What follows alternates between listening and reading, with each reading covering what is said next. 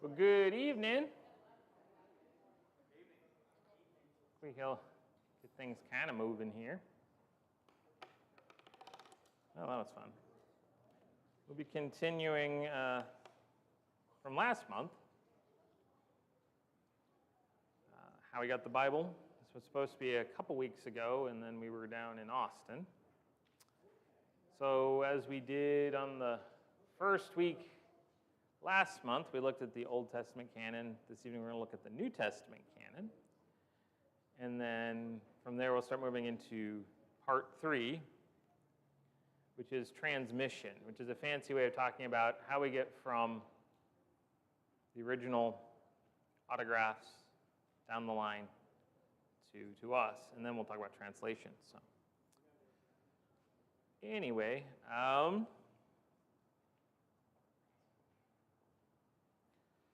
talk about the New Testament, the Old Testament had its own reasons for collection, why books were gathered, and being tied to more of the law and then the prophets and so forth, and identified with that particular people.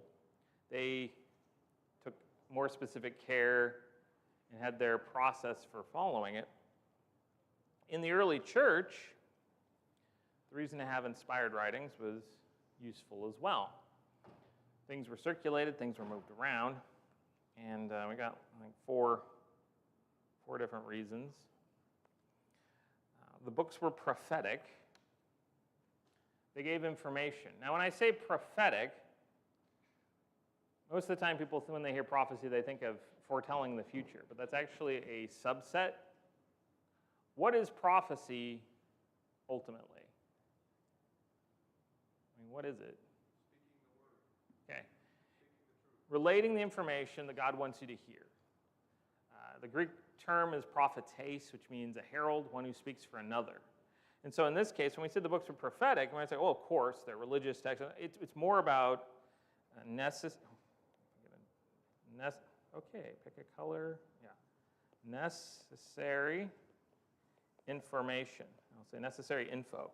What the church needed to know in order to function, in order to teach what it means to be a Christian in maturing, how she was supposed to be. And these were things that could be related through spiritual gifts, and they were in the first century. But the use of spiritual gifts was not the most efficient way to share that information. You have a writer that's inspired, puts it down on paper, even if it's just writing a letter to a place that gets copied and circulated, and copies are going to be the key here. There's a lot of copies in circulation. It's moving around. Now all the people have the information. You don't have to rely on one particular person to share that gift on a particular day that not everyone there might be there for when it's written down and can be recorded. With that, another list is it met the demands of the early church, which is kind of a similar idea, but it made it simpler for them to, in time it made it simpler for them to study and engage in worship. Is it more or less complicated to have someone with a spiritual gift, as we find in Corinth, and then they were all fighting one another for prominence? Is it more efficient for each of the persons to use their particular gifts, or for everyone to have the same source information that they can read from and share, right? The early church would start to use things, and then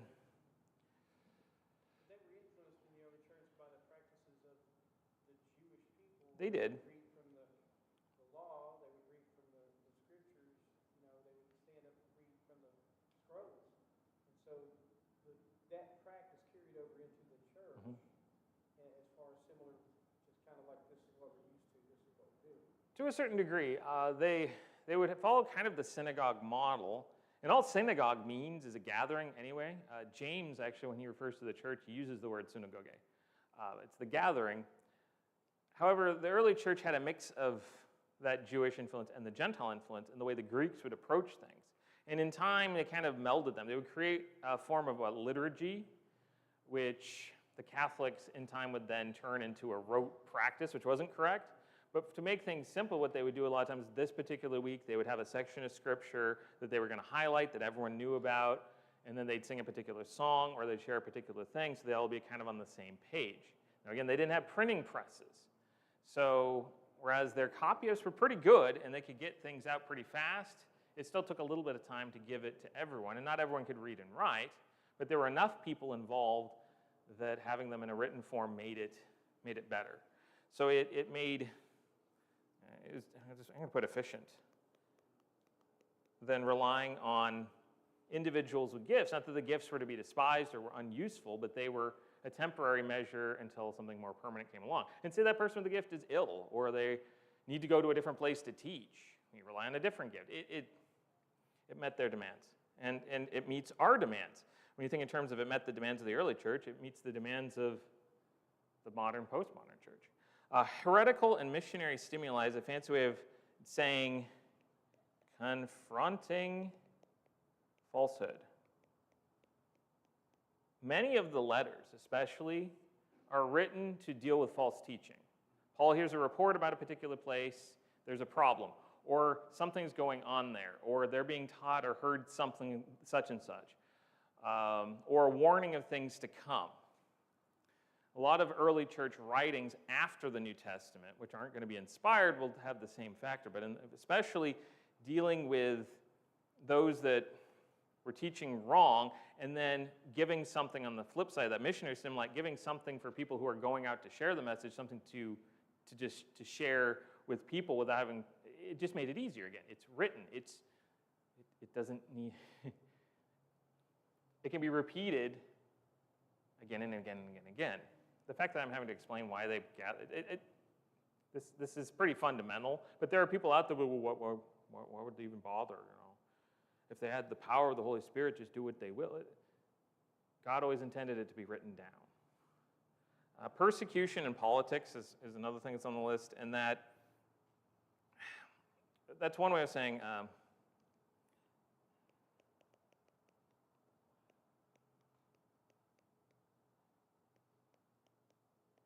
a written message is harder to kill than the people. You could kill Paul, but you wouldn't stop what he wrote. You could kill Peter. You wouldn't stop what he wrote. You could imprison, and the thing is they would imprison Paul to try to disciple, and then he let him write letters. Paul had more influence behind bars than when he wasn't sometimes. And I mean, that's kind of not quite true, but he still had influence. And when they were persecuted, and in time they would be more persecuted in the early church, for right or for wrong, they would tend to sometimes hide more in the catacombs, and they'd have secret signs and different things. You can debate over whether that was what they were supposed to do. But while they were doing that, they were also copying these letters and making sure they were shared and that they were out. And so if they didn't want to meet with someone publicly or be addressing it, they could still give them something to read or to consider, and it aided in that particular purpose. All those different things. Now, getting back to the idea that they were inspired, we have marks of inspired writings. What were the things that the early church considered were obviously important enough? These were books that met the canon, that met the standard. These are God's inspired writers, his 8*9 writers in the New Testament, depending on who wrote Hebrews. And we went through the whole thing. Yeah, Matthew, Mark, Luke, John, and you got Peter, and James, and Jude, and Luke, and the author of Hebrews. Or actually, I said Luke. Paul, duh, yeah. Big one. I was thinking of the one that wasn't one of the Gospels, and I went with Luke. That was not correct.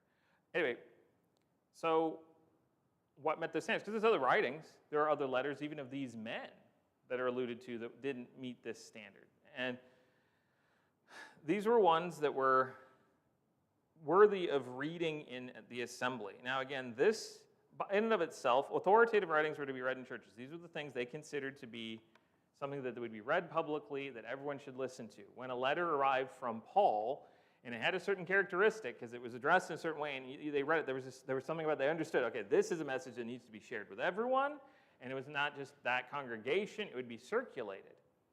This by itself probably wouldn't be enough, because you could then argue that it's circular logic, because they thought it was important enough that made it important, and that they could pick and choose. But this wasn't the only thing that they did. They would read mail. The early church many times had, like we would have today, someone that would send letters along with, would receive them, many times known as the messenger. That actually, ironically, might be what's in view in the Revelation, where it says, to the angel in the church of Thyatira, to the angel in the church of Ephesus. The word angelos just means messenger. You really could just be saying to the guy who receives the mail there, not a spiritual being, but that takes away something that people get really worked up about. Oh, it's our guardian angel. Well, why is he writing to the guardian angel, not to the people? Becomes the question. But that's how they would interact. A second one would be the circulation. Authoritative writings were circulated. These were ones that were of such importance in explaining fundamental things. The Gospels, who Jesus was. Acts, history. The letters there, filling in the gaps. Hebrews, filling in gaps that nothing else can. This was information that was obviously more than just commentary or the opinion of the particular writer or something that he was tied with, that they made sure everybody got. Everybody got. And it circulated around. You think in terms of the first century that they're backwards, they're slow, they don't know how to get things moved around. They could copy letters and move them around. The Romans were really good at bureaucracy. They were an empire. That's what empires are, bureaucracy machines. No, not really. But, they move things around. We find evidence of this even in some far-off places where we'll find a letter that's addressed to a particular part of the world, and we'll find a copy of it in another part of the world. One of the earliest fragments that we have, the John Rylands fragment, a piece of John, is dated to be from around 115 to 180, 115, 120, somewhere in there. And it's found quite a ways away from where John was, and depending on when John's gospel was written, many times in the 90s, it's maybe 25, 30 years removed. They were moved around. They were circulated. I like to emphasize, again, when a letter was written to, say, Rome, it dealt with the problems in Rome, but it didn't stay in Rome. They copied it and sent it on. We see this with a region. When Paul writes to Galatia, that's a region, so all those churches there. When he writes to a place, they move around. When he writes to a person, they move around. Why do we have them? Because they moved around. And they were collected. They were gathered into early collections. Do we have an example of something that's that old? Not overly specifically, but we find that they were collected pretty early. And of course, Peter in 2 Peter talks about Paul's writings being difficult to understand. How did he know that? Because he had a collection of Paul's writings. How did he get them? He's in Jerusalem, or maybe in Rome. He wasn't in Rome. He was in Jerusalem. They're moving around. And then they're kept. And they have a certain characteristic. And we get this impression sometimes those that challenge the Bible like to follow this path, that it was a later choice by Catholic bureaucrats as to why we have what we have. Many times it's stated that Constantine, especially, when he made the Edict of Toleration, making the church legal and basically the official church of Rome, things shifted around in the early 300s. They had some synods, and they came together and decided a bunch of things that they didn't have authority to do.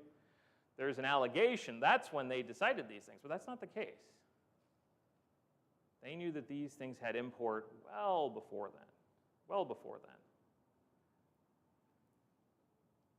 And the writings, in and of themselves, are authoritative.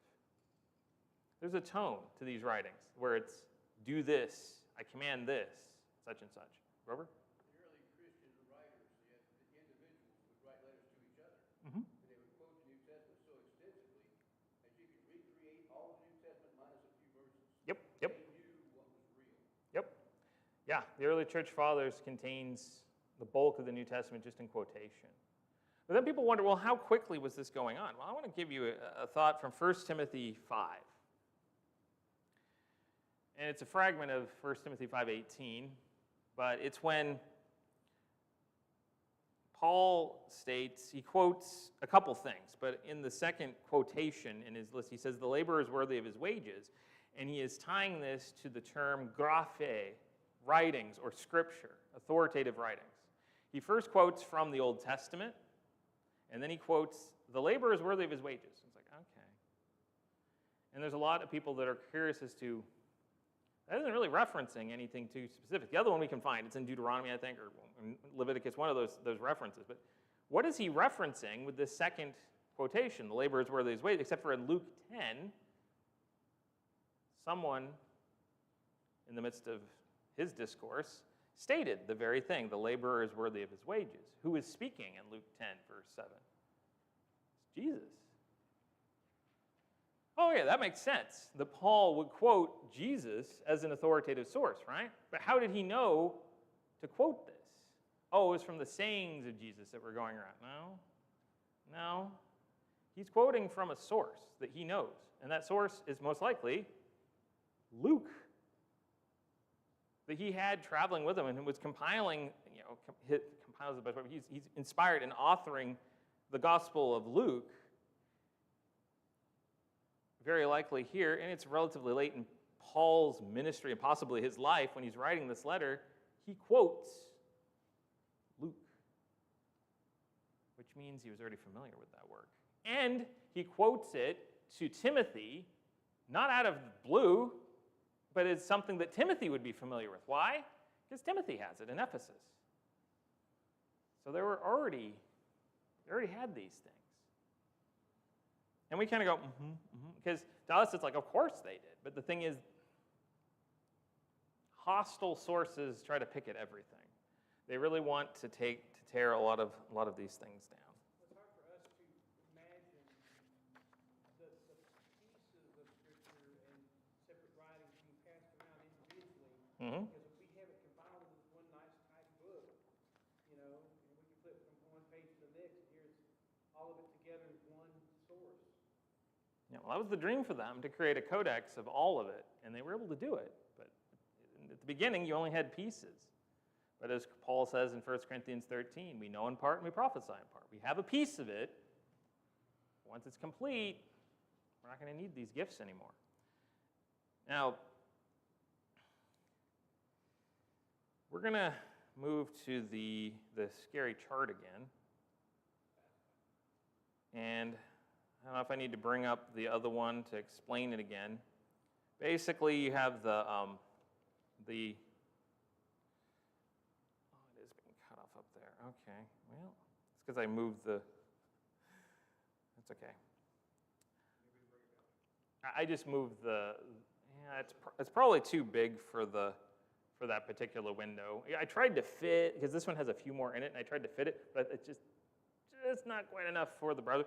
But the top, it's basically the title of it, the Homolegumena, which, if you remember, everything on this axis, this way and this way, had to deal with whether it belonged in the Bible or not.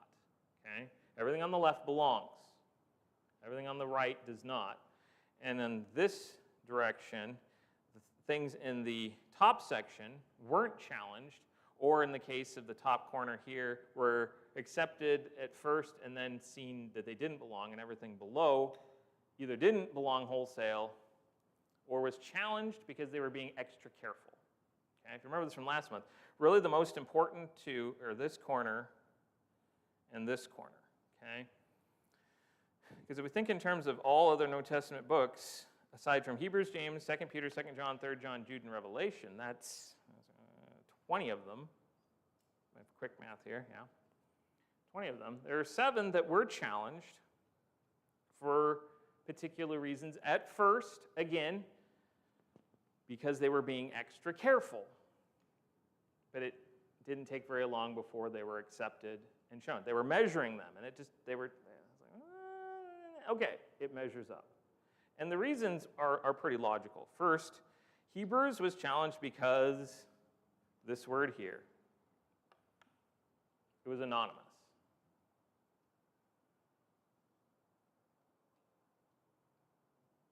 Could that be kind of a big question mark? I mean, the other books have an author attributed to them. And most of the authors that we read were either disciples that followed him or around, or they were inspired the apostles. They had a connection to the apostles in one way or another, Right. typically. This one, since it did not have a declared author, there's no way to know, well, was this one of the few, or is he just somebody who wrote something? Yeah, is it just something that was penned? Because you've got, of course, Matthew and John and Paul and Peter, the four apostles. Mark, in time, worked with Peter. It took time to get there. He'd worked with Paul at first and Barnabas, and that led to the whole schism because he turned around at Acts 13:13 at of Pamphylia. Perga, Pamphylia, yeah. Old test question. But, as we find in, I think, Timothy, when he's giving a greeting near the end, he hears that Mark is doing good work. So Mark, in time, is supposed to have, traditionally, was working with Peter. Now, that's a thing that kind of goes down the thread where Peter ends up in Rome and becomes the Pope, so you kind of be careful with that one. Whatever. He had a mother-in-law, which means he was married, so it means, never mind. Let's not, anyway. But you have James and Jude, who are half-brothers of Christ, and James was an elder, pretty prominent one, in Jerusalem. Jude would have been there, so they were probably around the apostles there, if not Peter, some of the others that were there. And then, of course, Luke was picked up. He's basically most likely picked up during Paul's second missionary journey, because it shifts from they to we in the narrative in Acts, and worked heavily with him. So what about the Hebrew author? That becomes a big question mark. Actually, if you get a commentary on Hebrews, sometimes the first 30 or 40 pages can be on the controversy over authorship. We had to read the introduction to two separate ones. Pretty sure it was Lipscomb's, I think it was. Lipscomb went with it's Paul, and F.F. Bruce went with it isn't Paul. And I think F.F. Bruce had better arguments. I don't think it's Paul, but it's not important. Who is it? That becomes the question. The craziest argument I've heard is that it was, it just went out of my brain. That expert on the Sanhedrin. Later converted, and it's like a weird theory there. Anyway, it doesn't matter. No, not Nicodemus. Yeah, doesn't matter. She's running it down. It doesn't really matter. The thing is, just because it was anonymous, does that mean that it doesn't have good information? Here's the thing. Hebrews contains information, especially dealing with the covenants and the priesthood of Melchizedek, that no other writing does. You have Psalm 110 and Genesis, and that's it for Melchizedek. It explains the priesthood. It explains these connections. It explains so many things to where without it, you were kind of at a loss. And then that begs the question, is there a reason why it may have been anonymous? And there's a lot of theories with that. It's presented as a homily or a sermon. If it is Paul, it's not in his normal style, which is an argument against, but there's the argument that he wrote in a different way and didn't want his name tied to it so as to not have that take away from the Jewish Christians that are trying to be influenced for the purpose of it. So there's all kinds of things. The thing is, it has the characteristics of something that's inspired. It has information you can't get anywhere else. It's there. But you can understand why the early church was a little cautious, because it's anonymous. Gamaliel. Yeah, we actually ran with that theory for quite a while. The Gamaliel later converted, and he wrote Hebrews, and it's this whole thing. Anyway, James. James was challenged because of veracity, which is a fancy way of saying its entire truthfulness. It's considered the New Testament's book of wisdom, which I think is kind of an odd way to describe it.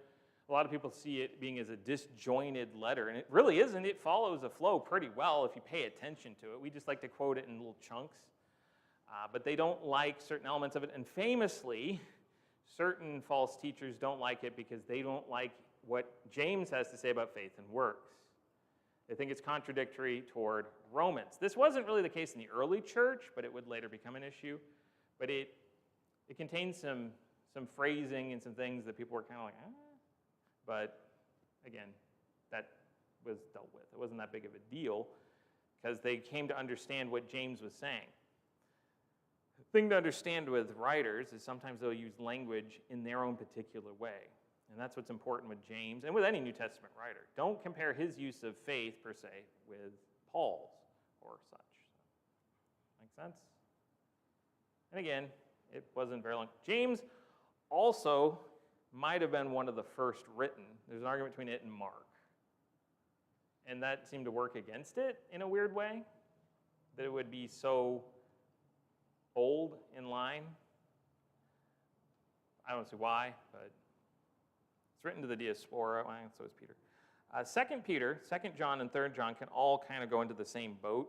It's about genuineness. It was a question of whether it really was Peter's letter and whether those were actually John's letters. The first letter of John most likely was attached to his gospel, and it ties in with the gospel so heavily well that everyone was like, okay, these go together. But when the second and third came along, especially considering they were so short, they were like, is this really him?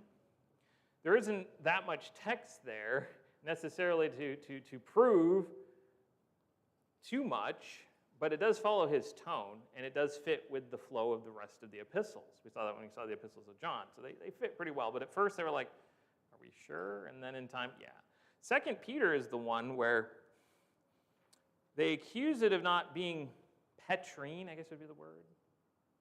It's like Pauline. Because 1 Peter and 2 Peter have very different tones. Here's the argument that's used. 2 Peter uses different language and words than 1 Peter. Ergo, it's not the same person. However, counter-argument, 2 Peter is addressing very different subject matter than 1 Peter. So wouldn't it follow that he's going to use different words? Yeah. In time, it was accepted. Also, largely because 2 Peter, what it was foretelling, came to be. 2 Peter chapter 2 talks about a coming false teaching and issues in the church. Interestingly enough, if you read Jude in the Revelation, because of authenticity in the sense that they're actually a false writer claiming to be them, which wasn't the case. Jude is an interesting one because being a half-brother of Jesus, we don't know too much more about him than that. So when he kind of shows up, you're like, oh, this is interesting. Is this just some guy pretending to be one of his many half-brothers? I don't know. Jude speaks of a lot of the things happening present that 2 Peter 2 was promising would happen future. They actually line up almost pretty close. It's kind of bizarre. It's not accidental. And so someone saw that as suspicious and thought, oh, he's just writing these things. Jude does have some stuff in it that kind of, he talks about Enoch. It talks about Moses arguing with, the archangel arguing with Moses over the body of Moses. Satan over the body of Moses. I think I got it finally figured out. There's a lot of interesting stuff in Jude that made everyone kind of go, what? I did a whole commentary on it. It is an interesting little letter. That doesn't mean it doesn't belong. And the Revelation, you can imagine, caused a bit of a stir in any shape or form. It still causes a stir, right? Did this really come from John? John usually writes very simple, basic Greek. He uses words in very powerful ways. But, I mean, his stuff isn't hard to get. I mean, it's deep and difficult to really embrace, but it's not hard reading. And then he pens this. What's going on? Well, it's because it's not his revelation. He's just trying to put down what he saw, right? Mm-hmm. Yeah. That is true. I mean, he's just relating what he's seeing as opposed to record. It has a different element. It doesn't matter who the author would be. It was going to be different.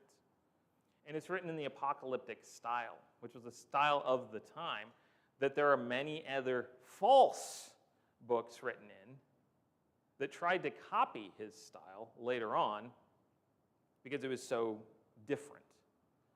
However, the Revelation has some very powerful things in it that nothing else. It explains certain elements of heaven and the nature of judgment that aren't found elsewhere. They're alluded to. And you got the letters to the 7 churches dealing with very specific church problems that it wouldn't take very long for them to figure out that these were real churches with real problems, and someone had to know them pretty intimately, ergo Jesus, who's the one who's telling him to write these things, to confront them the way he did.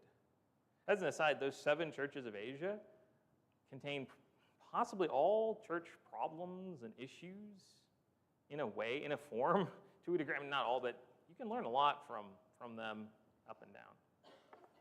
Anyway, so, okay. We good thus far? Okay.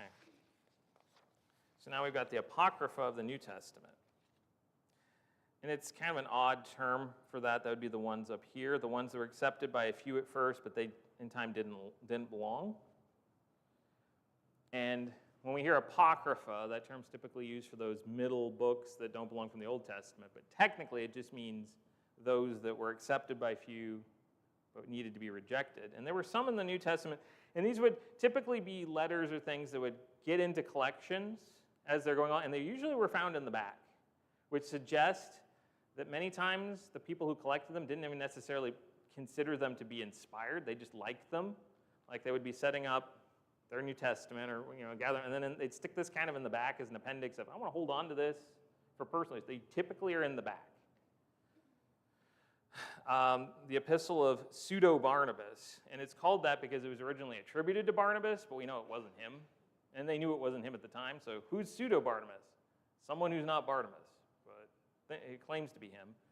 That's the earliest one that's actually in the 1st century, somewhere in the 70s, and it basically parallels the book of Hebrews in some ways, almost like someone was kind of writing a commentary of it, which then begs the question of why you would need it, because if it's paralleling another book, it's the same book, and if it's adding, it's too much, and if it's taking away, what's the point?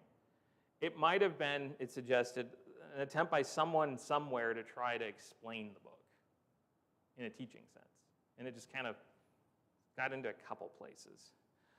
The Epistle to the Corinthians, found in one early manuscript, and it quotes Hebrews, which makes Hebrews authoritative to it, but it's only in one of the early manuscripts.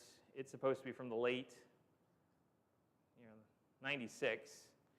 I don't even know who the author is supposed to be attributed to, because it would have to be John at that point, because no one else is alive. The Epistle to the Corinthians may have originally been intended to fool people into thinking it was that, quote, lost letter, which isn't really lost, of Paul's to the Corinthians, where he's alluding to another letter. And that might have been someone trying to sneak something in. There isn't a lost letter. He's most likely referring to the letter he's writing grammatically. It just translates weird. Anyway. Notice after this point, though, we're leaving the 1st century. That's a tell right there. 8100 isn't a magic line, but we're getting to the point where to be a New Testament author, you have to be an apostle or someone who worked with one and they laid their hands on. And by this point, they're getting up there. I mean, John lived a very long time. So, someone like a Timothy, they probably lived into the early hundreds.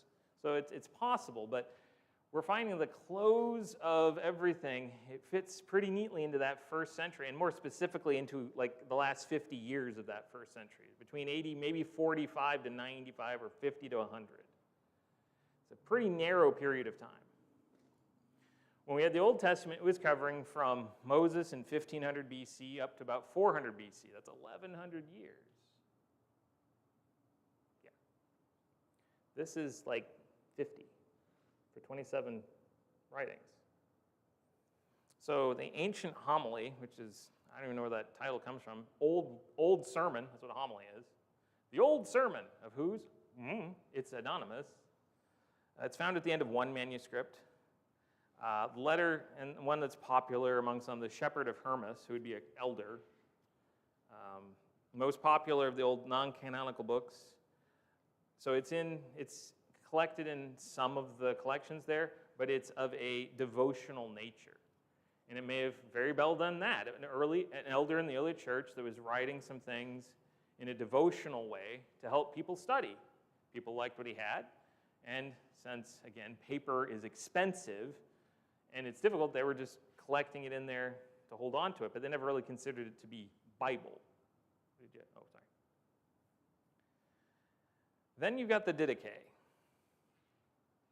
Anyone ever heard of the Didache? Grover. And you.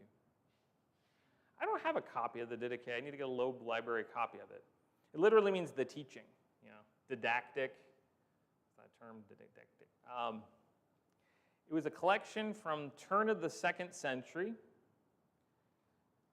about common church practices. It was kind of like a little guidebook on what they did at the time. What gets interesting about it is it shows just how far the church changed. By 100 to 120, it's kind of sad. They were already starting to find exceptions to baptism. It's depressing. But it doesn't have the characteristic of being, it's more like a manual. It's not in terms of a singular author addressing someone or using, it's just kind of, this is da-da-da-da. So it has historical value in the sense that we can say, what did they do in the 2nd century? This is what they were doing, according to this book. Doesn't mean they were actually, this could have been one false teacher's idea of how things should be, and he was just trying to get it out there. Who knows? We don't really know. But those are ones that occasionally, and not all of them together, but a piece here and there might have been found with an early collection somewhere. But as time went on, these showed up less and less because they were dropped. They weren't meant to belong. Now, if you want to get into pseudepigrapha, the Gospel of Thomas, the Gospel of Peter, the Gospel of the Hebrews, the Gospel of Philip, the Gospel of Truth, the Acts of John, the Acts of Peter, the Acts of Paul, the Acts of Mary. No, just kidding. No Peter, Paul, and Mary, though. But and many, many, many others. And when I say many, many, many others, I had that listed for the Old Testament, and there were a lot. We're talking dozens, if not hundreds, of writings that are floating around out there. Most are gone. We don't have them. They're alluded to. A lot of them we only know about from early church writers who were writing against them to challenge their false teaching, and they'll quote from them. And we'll look, what is this? What are you even talking about, Athanasius? But these are the things that everyone gets all excited about. Lost books of the Bible. And they usually go to Gospel of Thomas. You know why?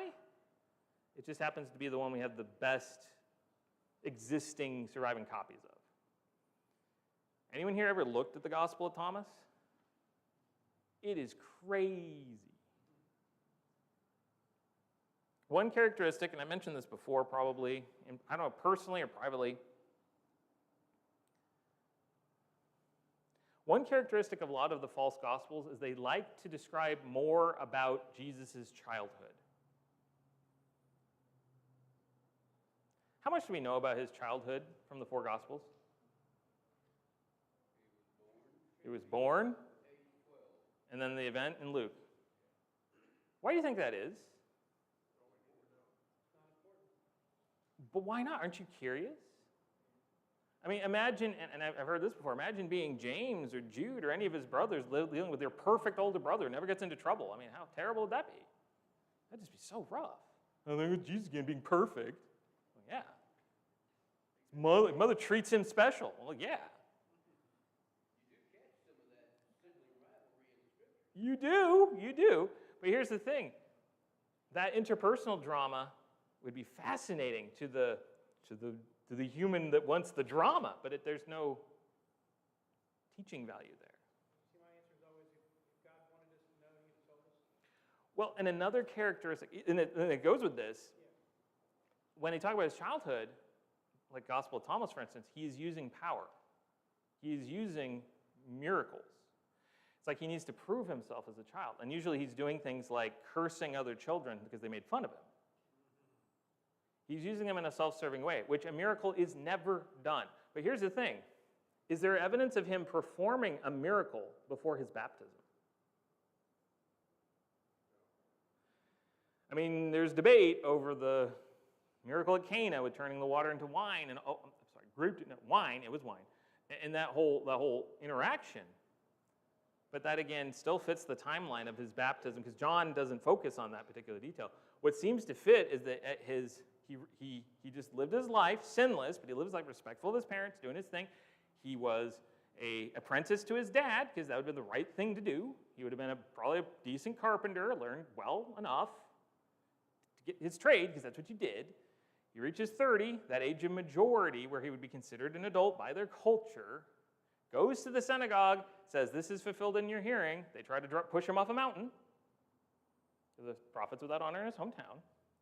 He then goes to the desert and is tested, brought to the very edge of possibility, although he was tested throughout his life with the temptation.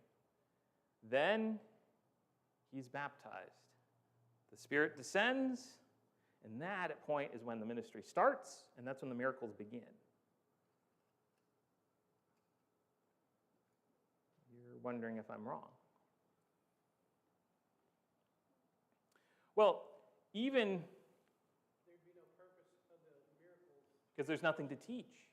It reinforces credibility. There's nothing, no words to reinforce. The miracles are for the purpose of the message being taught, Mark 16:20. Now, if you want to, we can maybe say that I might be being too definitive in that, and you can argue that, but I would say that there's no purpose for him to be performing miracles as a child. There's nothing to prove. Eric, I think sorry. that's backed up by when he tells his mother, "It's not my time. I can't do this. It's not my time yet." And he's, almost emphatic about the fact that he can't perform the miracle because it's not his time to be doing so. He doesn't have quite the reason to do it, and then he does it to please her, and it proves something else, and it's recorded by John, and it's odd. It's an unusual one, but it serves a purpose. Sorry, Chris? When you talk about, cursing other children for self-serving, so we go from someone who's perfect to someone who's petty. Mm-hmm. And Those don't match. and that's where you'll run into these different things. Let's see. Yeah, I have a couple here from Gospel of Thomas.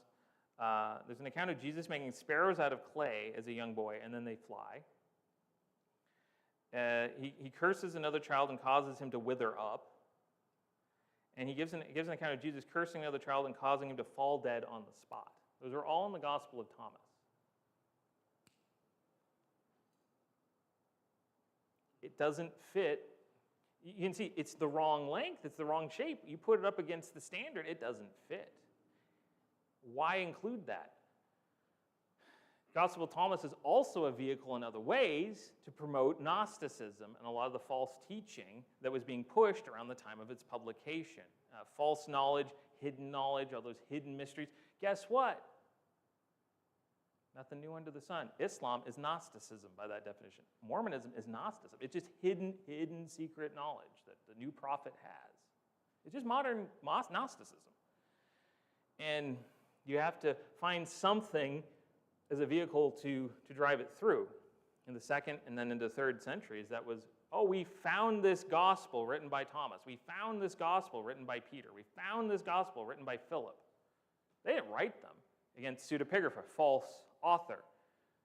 But you attribute to them and then put your own voice in there and you get people worked up.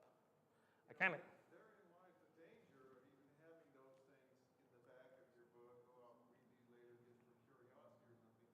Because once you read them, you've got some garbage in your mind. That's true. And you don't know when that garbage is going to come out or when you're going to get confused. Now, was that in, or where did I read that? That's true. What I want to say, and I'm not trying to defend these other writings in the Apocrypha, none of them emphatically state something that's so bizarre. At best, they were just more reinforcing devotional kind of things. They didn't need to be there because they weren't inspired, but they weren't as, if you get what I'm saying, they weren't as dangerous as some of these others that they start getting in there. Now, you put the Gospel of Thomas next to John, and it's like, ooh, it's weird. The pseudepigrapha all include teachings contradictory to the New Testament. That's a non-starter right there. God is not an author of confusion. John, I could see when it first was arrived, might have confused a few people Because Matthew, Mark, and Luke are called the syncretic gospels. They're very similar, and they focus on different details, and they have a different chronology, but they have a lot of the same elements, whereas John is like 89% unique. There's a reason for that. John was writing it later to fill in some of these holes and to deal with false teachings and some false conclusions that have risen. It's an interesting little thing. But I could see when he first showed up, even that people were going, that's a little different than what we're used to. But it fit the characteristic. They met the standards there. So now they're like, okay, something else comes along. It's like, oh, this is really different too. But wait, he did what? Huh? No. Burn it. This is dangerous. What is this? Many were used by heretical groups in support of false teaching. Most all. This was the reason. If you wouldn't respect their teacher, they had to come up with a means to claim authority. None were written by an apostle, none were written by a prophet, one who laid an apostle laid his hand on, and none were written in the first century. So there you go. They start getting later and later and later, and you start to get to the point where they're written like 275. No one's still alive that would be inspired by that point. It gets a little crazy. Okay, well, one last thing I want to do is there are some early canonical lists in the sense of examples of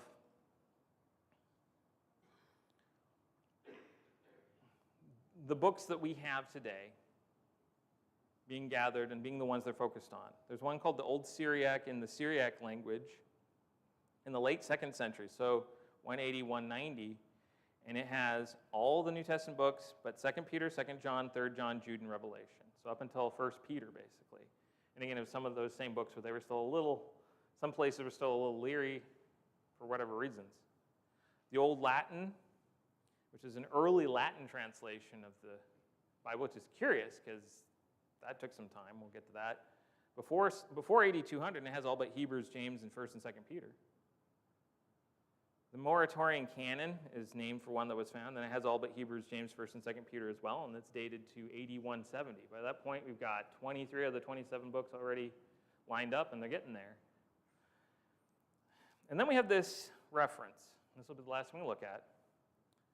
From Athanasius. This man was exiled, I think it was 7, 8, 9 times in his lifetime, because the Pope would change, because the king would change, and they would go from being Trinitarians to the Arians who didn't believe in the Trinity. He happened to believe in the Trinity, and he'd get kicked out, and then he'd move back, and he'd get kicked out. Early church history gets really weird. They fought wars over whether or not there was a Trinity. It's an interesting study in history and in a warning of where people can go when they go too far. It's interesting. But this is one of his letters, dated letters number 39. And he's responding to apparently, because we don't have the letter he's responding, but apparently the context is he's responding to someone who is asking, well, okay, what do you have in your New Testament? What books are, what are the books that you, and this is 367, so it's some time has passed, but it's really not that huge amount of time in terms of world history. Notice what he writes. Again, it is not tedious to speak of the books of the New Testament. These are the 4 Gospels according to Matthew, Mark, Luke, and John. Afterward, the Acts of the Apostles and epistles called Catholic, and in those terms in Latin, Catholic means general or universal. So little c Catholic. I don't know why I was capitalizing the quotation. The general epistles. James of James 1, of Peter 2, of John 3, after these 1 of Jude. In addition, there are 14 epistles of Paul written in this order. The first to the Romans, then 2 to the Corinthians, after these to the Galatians, next to the Ephesians, then to the Philippians, then to the Colossians. After these, then 2 to the Thessalonians, and that to the Hebrews, and again 2 to Timothy, 1 to Titus, and lastly to that of Philemon, and besides the revelation of John. Now, aside to attributing Hebrews to Paul, which they did not too long, and putting Hebrews kind of before Timothy, Titus, and then putting the Pauline epistles before or after the generals, so it's a little shifting. So shifting around a little bit, what does that sound like? That's the New Testament. That's the New Testament. The arrangement's a little different than how we've landed. We shift the Pauline ones forward and put the general ones after the Pauline with Hebrews as kind of the buffer, so we can kind of go, and then the Revelation. That's about it. That's why we moved them around. Yeah? They had it figured out well before this point. It's just trying to find a third-party writing that affirms it. There were probably others running around. This just happened to be one that we were able to find because things don't last. It's all there. There's no Gospel of Thomas, no Gospel of Philip, no Gospel of Mary. No, there's more we can dig into this, but this is some.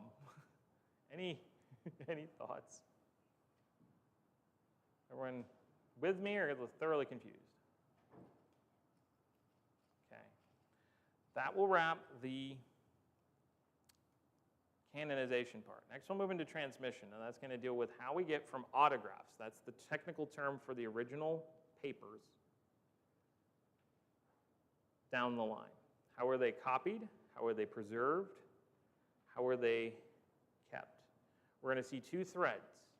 You're going to find that the Old Testament is going to deal with the scribes and how dedicated they were to insane degrees of accuracy. So they had fewer copies because they would destroy the old ones. And the New Testament, where they were going for spreading quick, and they made hordes of copies, were generally pretty accurate. Whenever errors would come in, there were so many copies that it really didn't present much of an issue. So, any thoughts? Okay. I think are there some in our number that need to partake the Lord's Supper, I believe?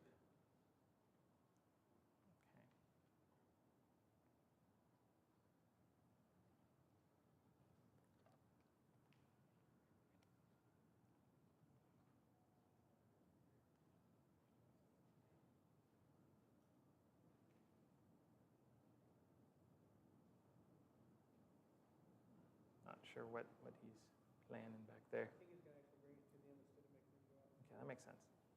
That's good.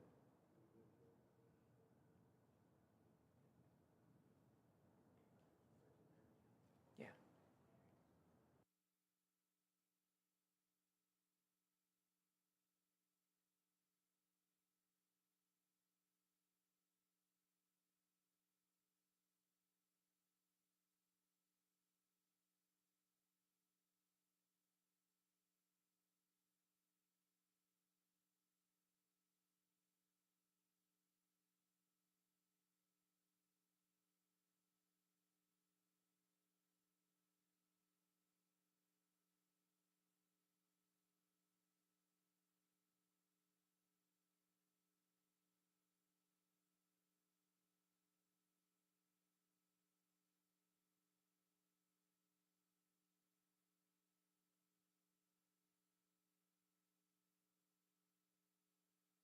Okay. Do we have anything else to announce or to mention?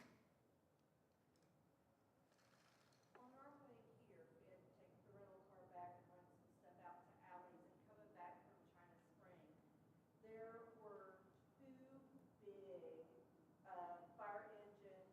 There was a ladder truck, a rescue truck, multiple state highway patrol vehicles, the boat truck, and the other one that carries all the rescue equipment. So something is happening out that way towards the Lake Valley Mills area. So maybe say a prayer that no one. Certainly, someone might have gone in the lake or something. That'd be Yeah, and okay. there's lots of area out there that's flooded with other Certainly. stuff. Okay. Definitely mention that. My brother, Bruce, prayed about it for him for several times this week. He fell yesterday morning, broke his hip, but they're not going to do hip replacement. They're going to give him a couple of screws, let him be as challenged ambulatory as he is, or as he had to. So pray for his recovery, continue improvement on his other situations. Okay, certainly.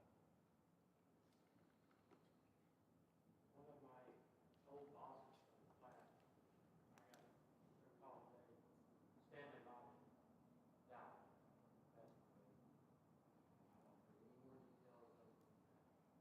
Stanley, what was the last name? Lot.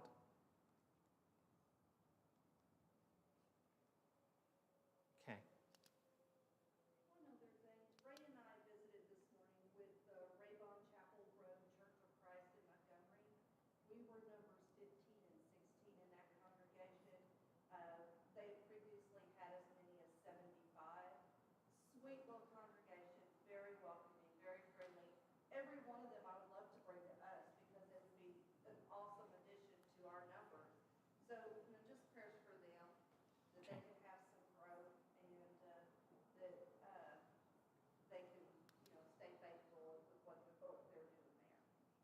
Certainly.